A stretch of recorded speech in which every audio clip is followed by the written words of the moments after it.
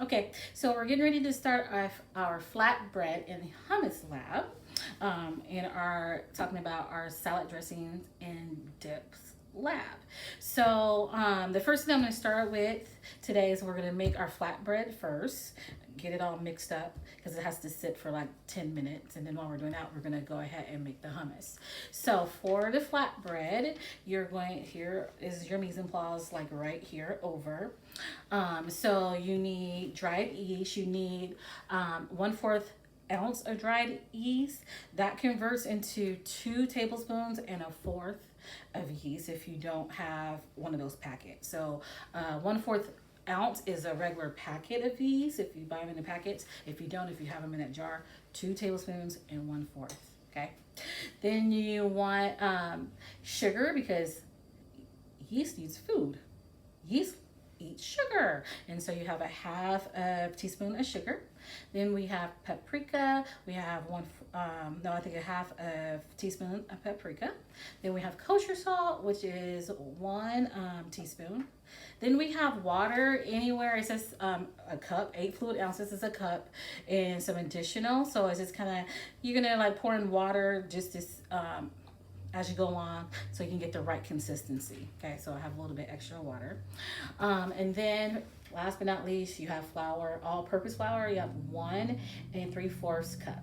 Okay, and then if you need additional flour for kneading, you can get it. I'm gonna try not to have additional for kneading. Okay, with that, my equipment that I need for my flatbread is I need a cutting board to like roll out my dough, and then I forgot my oil. You need olive oil, just a teaspoon. Okay, to roll out my dough, and then I have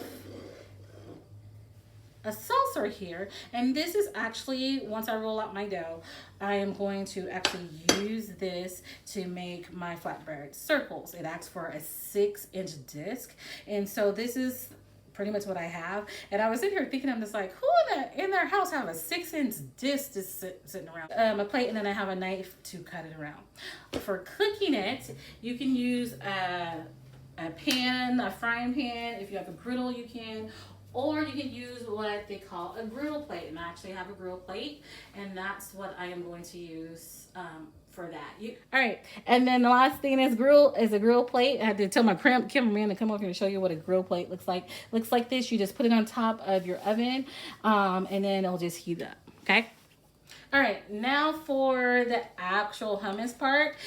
Here is the ingredients. You need 1 cup, I mean not 1 cup, 1/4 of a cup of pretty much diced red peppers, and that's for the end. You need a half a cup of chickpeas or garbanzo beans. Okay. You need 1 tablespoon of tahini, which looks like this. Tahini is just ground up sesame seeds. Okay. You need olive oil, 2 tablespoons. Oh, that's not olive oil. It's wrong there. 2 tablespoons. Where's my olive oil? Oh, here. Olive oil. I put some in there. Just notice I don't have my olive oil around here. That's really weird. Skip that one. All right, and then you need your garlic right here. You need 1.5 teaspoons of garlic. Okay. And then you need a teaspoon of, this is lemon juice right here. 1/4 of a teaspoon of smoked paprika, a tablespoon of fresh garlic, and then you're just gonna add a little bit of salt and pepper to taste, which I have right there. Okay, and then what you will need for that, once it's done, is just just a serving bowl if you want to put it in a bowl to serve it. I don't know what I'm gonna do for plating, but I'll think of something when we get there. All right. All right, so now I'm gonna make the me and saying flat bread. I have to concentrate because I keep saying fat or fat bread. Okay, so flat bread. First, you want to have a medium bowl. Okay, and then all you're gonna do is combine the yeast, sugar, flour, salt, and paprika in there. Okay, so you're just going to dump it in. So if you've taken bakery and pastry with me, it doesn't follow any type of technique. You just dump it in. Okay. Sugar, salt, paprika, all in, dump it all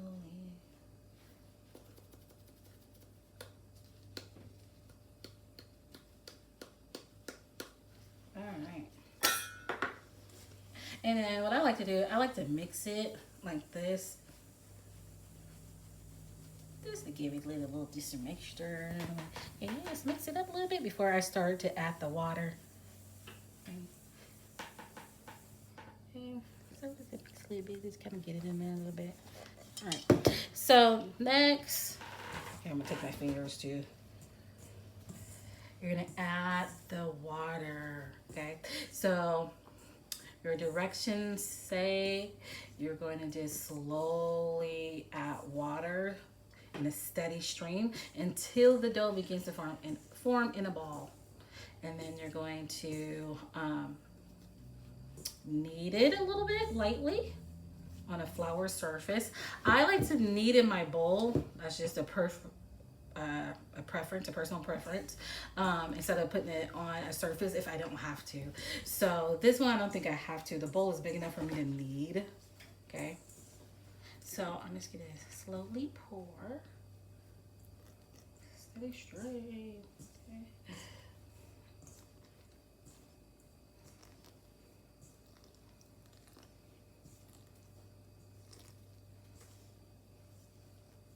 And pour it in a steady stream, and it's just you, it's hard. Okay. So I'm gonna stop a little bit. Make sure that my consistency is okay. Don't want to make it too wet, but at the same time, I don't want to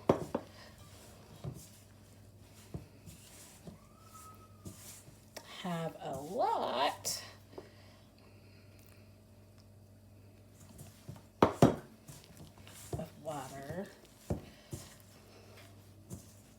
left over. I mean, a lot of flour left over in my bowl either. So I want to make sure I'm able to put it in a ball, steady ball, and use all the flour, which I think I did pretty good. Okay, take some of this off my hand. Right.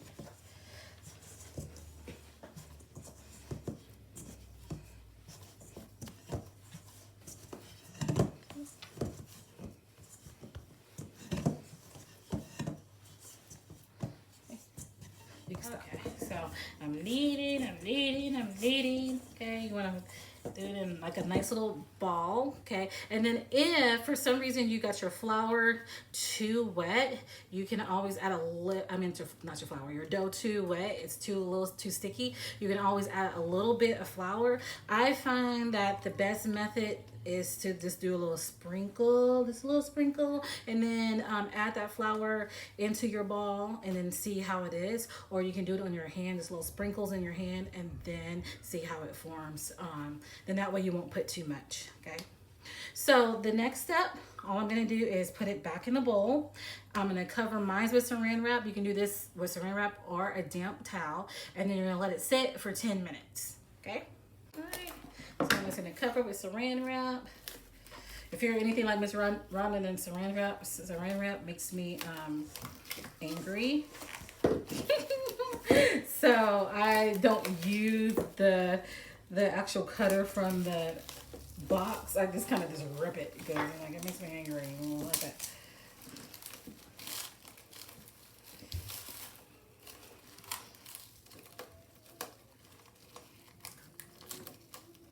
All right, so now we're gonna make the hummus, which is really easy.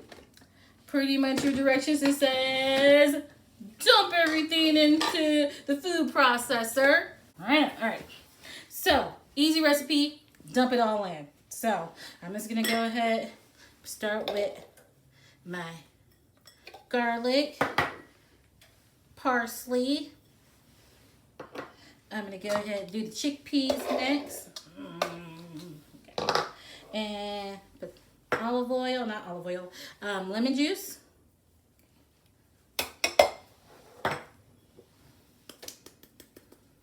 Paprika. Right. And then I'm gonna actually grab a spoon to do my tahini because it's a little thick. All right. Grab a spoon, put the tahini in there.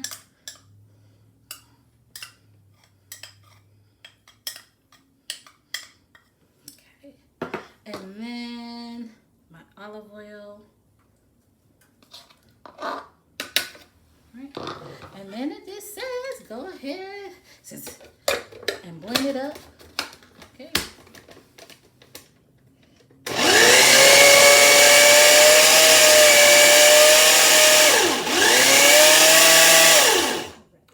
So right here, I don't know if you can see it. Cameraman, tell me if I'm doing it wrong. This is your homemade hummus right there. Nice and homemade. So pretty much you need to taste it. I'm gonna go get my little nice white tasting stuff. Get in there. Taste it.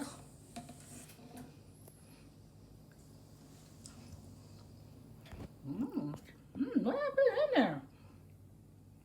That's spicy. It's that paprika. Spicy. Yeah. All right. So I'm just gonna put a little bit of salt and pepper.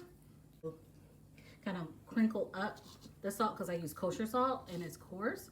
So I like to press with my thumb and my pointer finger just to grind it up a little bit finer so I won't get these big chunks of salt in there.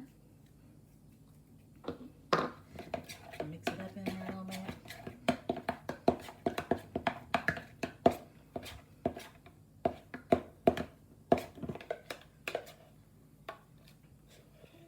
And then I'm gonna go ahead and put it in my serving dish to get it ready for plating for later. Because now we're gonna go ahead and look at our dough. I put all of it in there. Perfect amount. Yeah.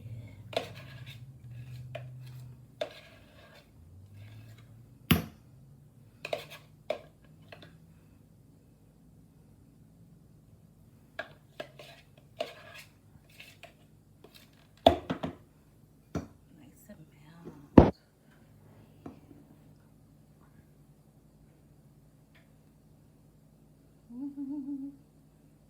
Hummus, okay. And then also if you're mixing your hummus up too in your blender and it seems like it's a little too dry, you can just add just a tiny bit of water. You can do a teaspoon at a time, okay, just so you can get it that right consistency. Add this on top, okay. If you buy some hummus also at the stores, you might see this and it might have a little oil on top, olive oil on top when you buy it in the stores, okay, just to give it some more flavor. So I'm gonna have this, set it over there, okay, and now I'm gonna get back to my dough. All right, so let me go back to my recipe. All right, so for my dough, I'm gonna go get it, okay, and then I'm gonna use my cutting board to knead this time around.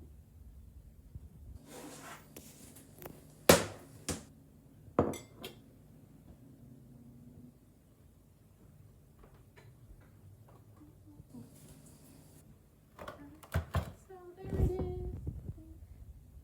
It rolls just a little bit, not too much. I'm gonna do a lot of rising in the actual cooking when we cook it in the cooking method, okay? And then I'm actually gonna get a little bit more flour and flour my cutting board, and then I'm gonna knead it a little bit more. Okay, so I have flour lightly on my surface, cutting board surface, okay? I'm gonna knead the dough lightly into a smooth ball.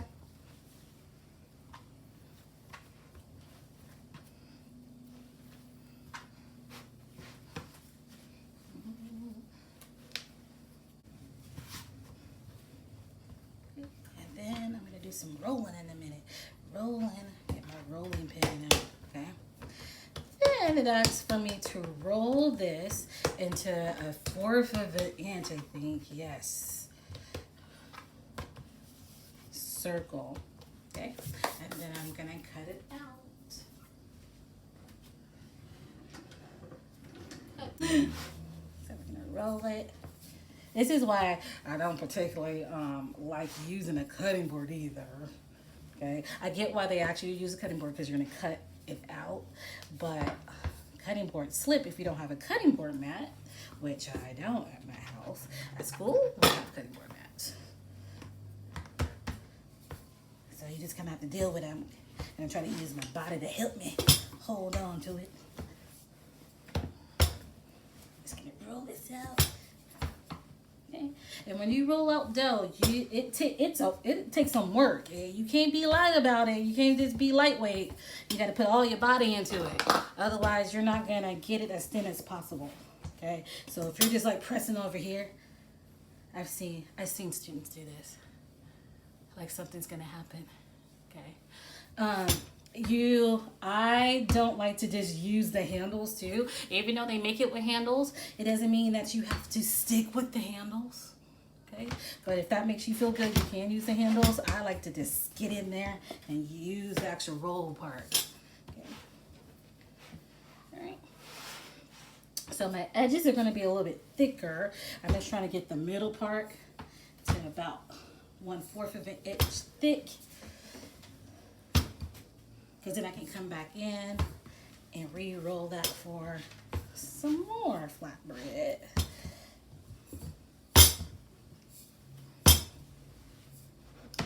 The idea, if you do a great job with your dough will be stretchy enough to roll out, but not too stretchy where it actually rolls back up after you roll it out. If that happens, it means you put too much flour. Now, can you fix that? I had one student successfully fixed over-flouring their dough, and the only way they were able to do it is using the KitchenAid with the dough hook, because they added water into it and then just let the put the dough back in with the added water and just let the dough hook work it and maneuver all that water into that dough piece. Otherwise, it's going to be hard for you to do. So here we go. I'm gonna cut it out. Cut it out, cut it out, cut it out, cut it out, cut it out. Alright. So I got my one piece.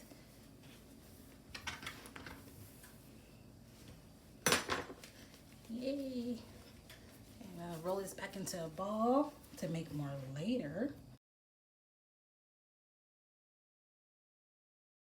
So I'm going to do this, go ahead and grill it before using the oil with my basting brush to make sure it's nice and oiled. This is nice and hot. It says 1 or 2 minutes. You want to wait till it bubbles and then flip it. I use my hand to flip it, but I do have my metal flipper just in case. All right.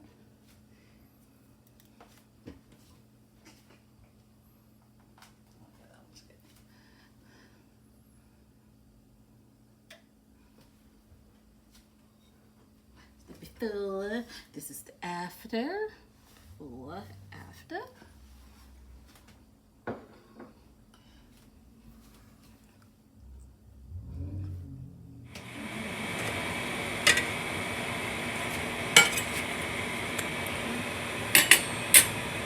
So the thinner you roll out your flatbread, the better, or the faster it cook.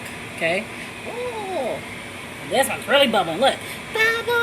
It kind of rolls up. I don't know if you got that on videotape. Nice. That yeast getting activated.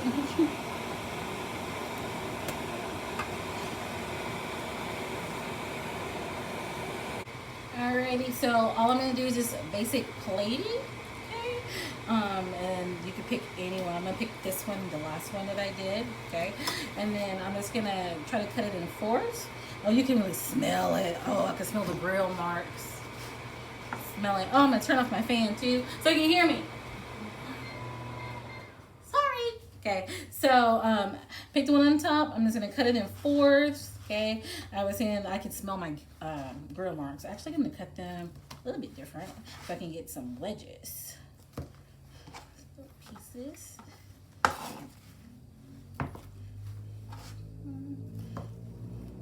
Smells so good, guys. Wedges. Okay, put 3 over here. And then I'm just gonna put this in the middle. And then just to play with a little bit of color, I'm gonna put some fresh sprouts on here. that you can get from Safeway. Just to give it a little bit of color. Okay, and these sprouts go with any like salad or kind of sandwich type thing. You know, when we're using flatbread, it gives it a nice little peppery flavor. And I'm gonna move my cutting board, and you can really see it. Voila! Enjoy.